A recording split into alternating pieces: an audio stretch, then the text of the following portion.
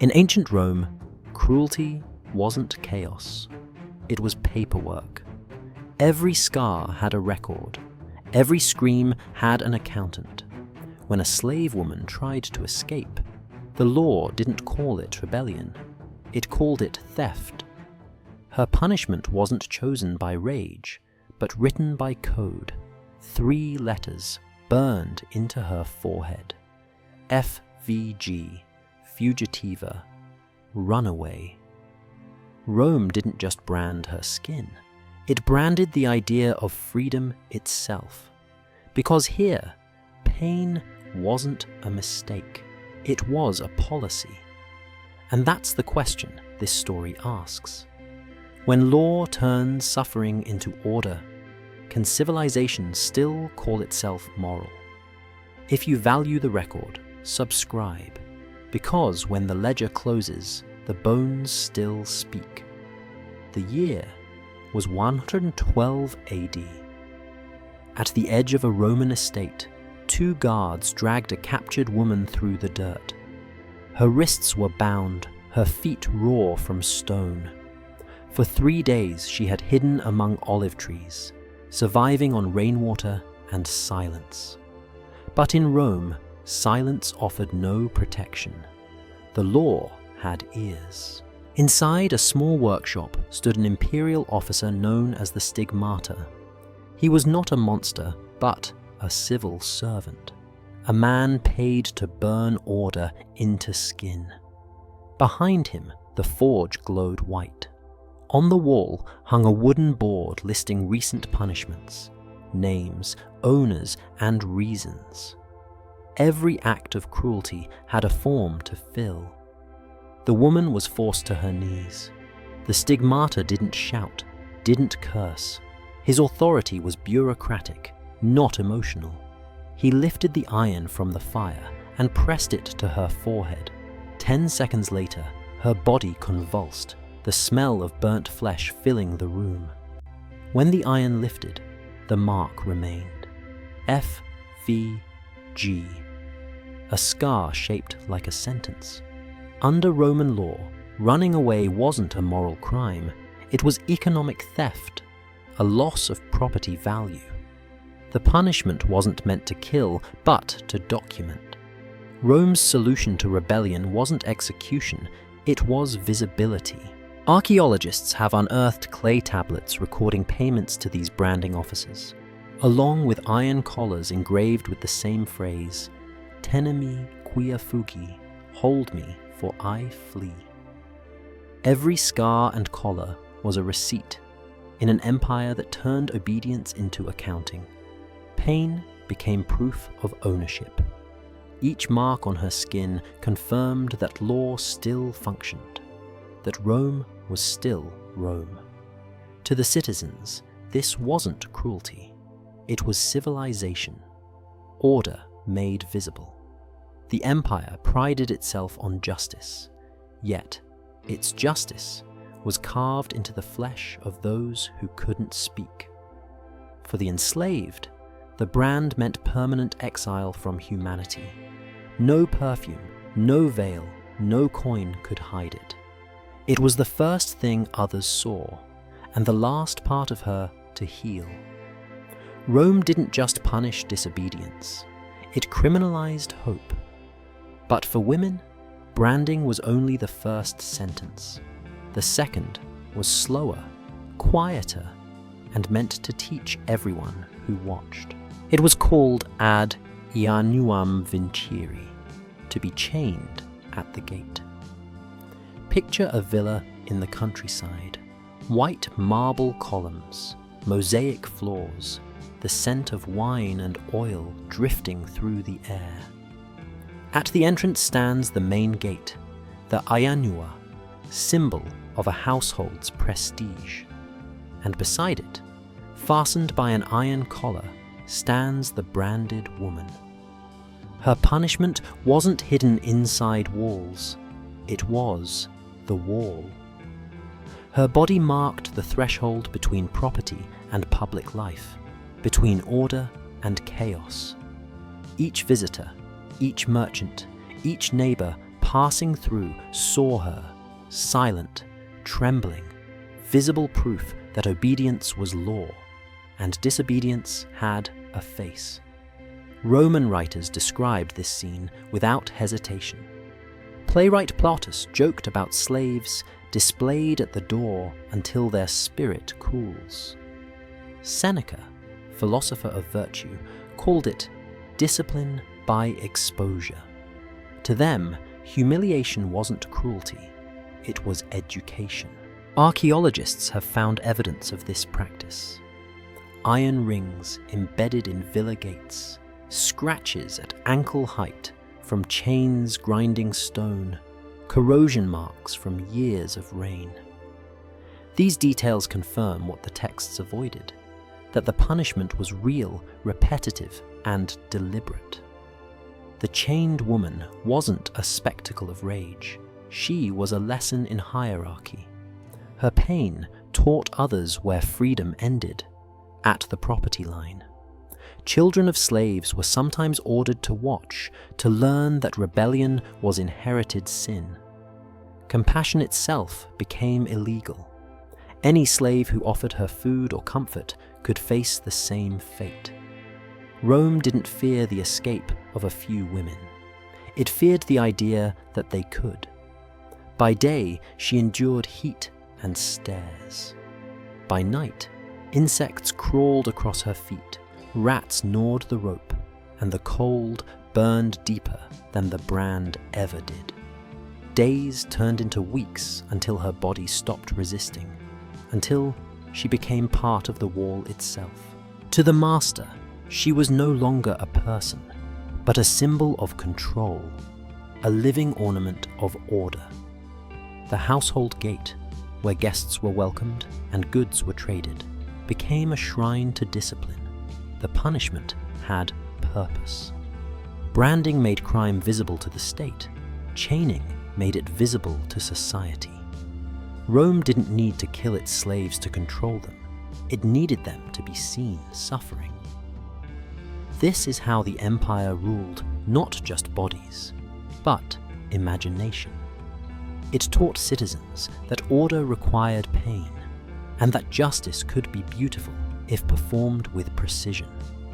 And so, the question remains: if civilization needs suffering to survive, is it still civilization? The Roman Empire did not rely on chaos. It relied on choreography. Every punishment was a performance. Every act of pain designed to prove that order could only exist through control. After branding and chaining came the third sentence, the one no one survived.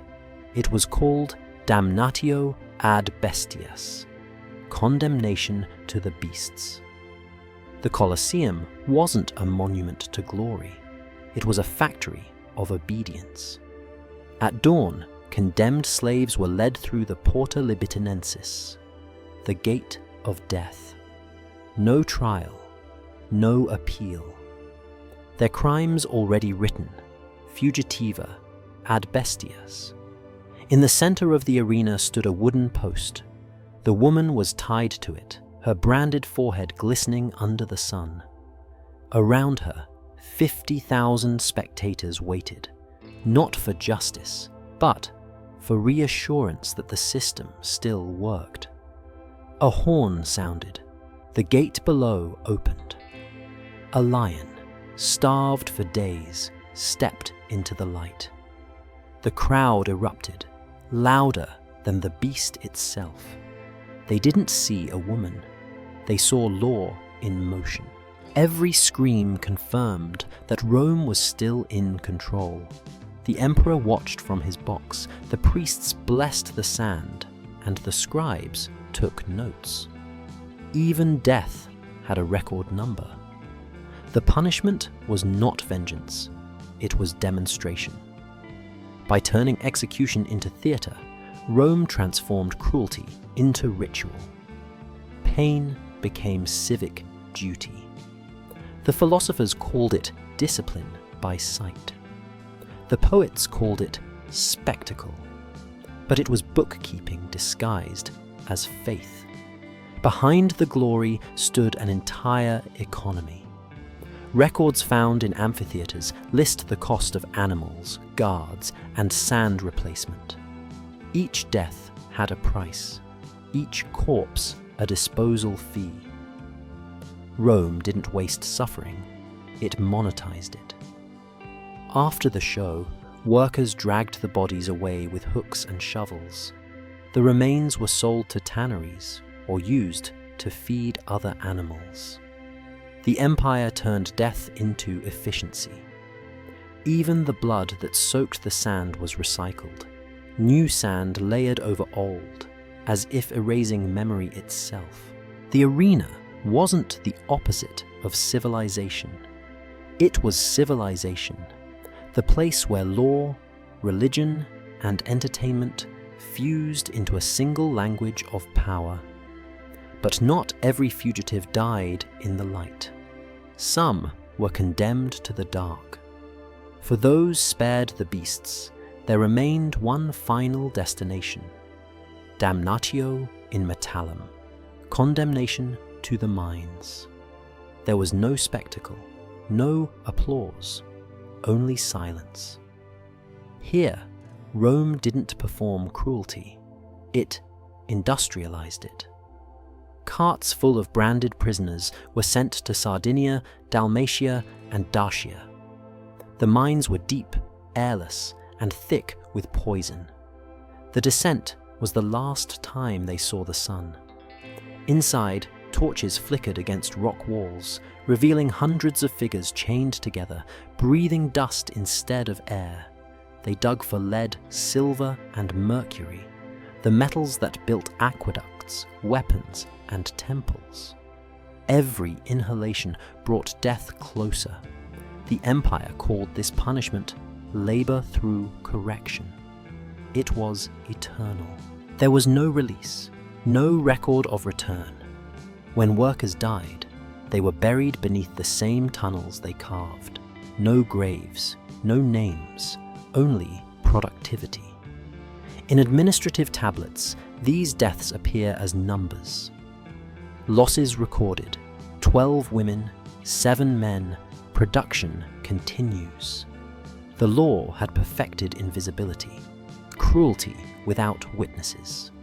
Rome didn't hide its atrocities, it filed them.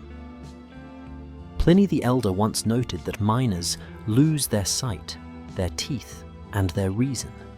To him, it was observation. To them, it was a sentence. The mines proved a darker truth, that Rome no longer needed the crowd.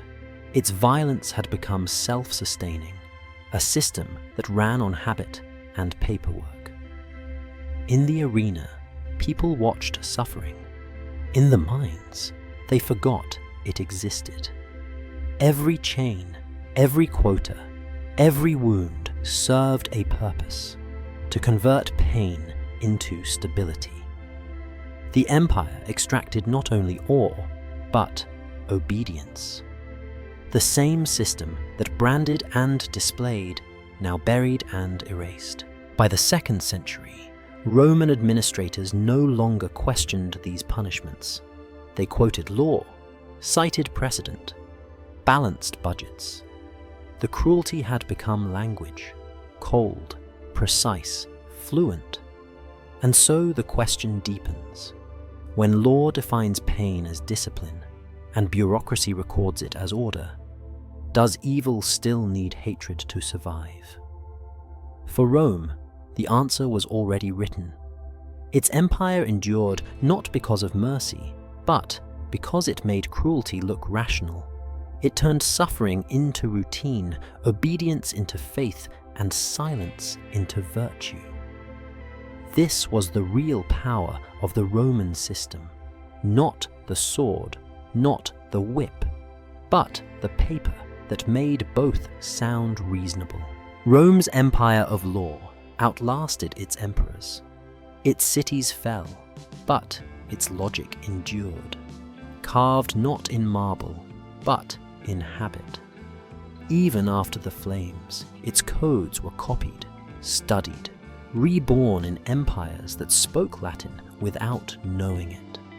But the ground remembered what the chronicles erased.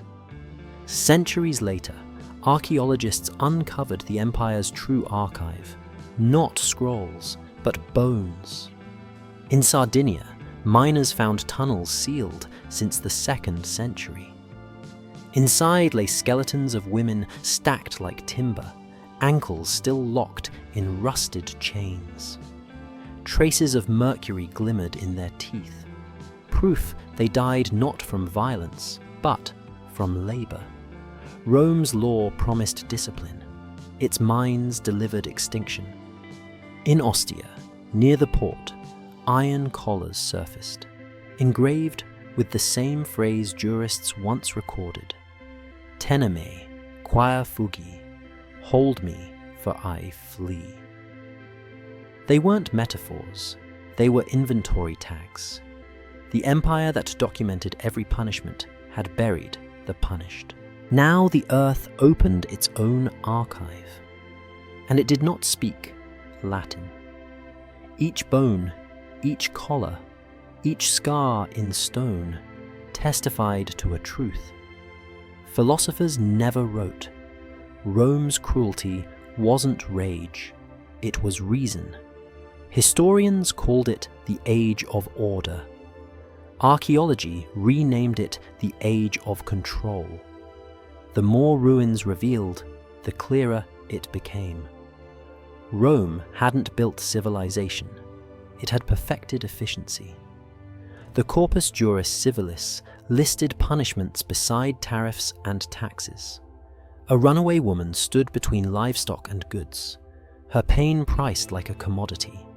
Law hadn't humanized violence, it had standardized it. Rome's true invention was language, words that hid cruelty behind discipline, order, utility. Once pain was renamed, it stopped looking like pain. You could whip a woman and call it correction, chain her and call it peace. Every euphemism preserved the illusion of virtue. That illusion outlived the empire. When Rome fell, its laws migrated into Europe's bloodstream.